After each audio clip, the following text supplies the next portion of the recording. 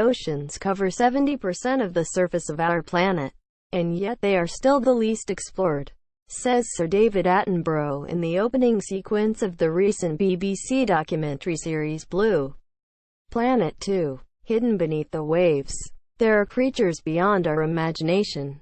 Quote, yet while the program reveals the wonders of many of these species, an incredible number more have never been encountered by humans at all. In fact, we don't even know how many species exist in the oceans.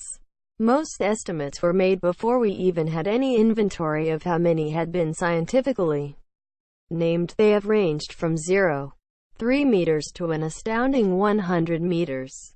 Numerous new marine species are discovered every year, yet working out how many species there are in total, and so how many more we need to describe, is a much more difficult process.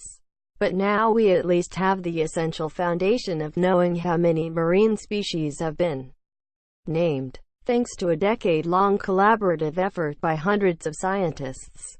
Scientists have used a variety of methods to estimate the global number of marine species, and each has its limitations. Data isn't always reliable, and the assumptions of each method can be flawed. A common method is to scale up the fraction of unknown species estimated in a specific sample or region. Other methods rely on our system of taxonomic classification, the way we name and group different species. We can use the rate of discovery of new families and orders of the rate at which new species are described to estimate the total number of species there must be.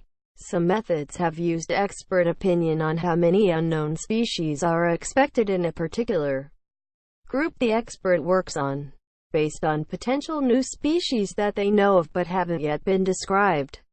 According to a study from 2012, the average time between the discovery of a new species and its description is 21 years.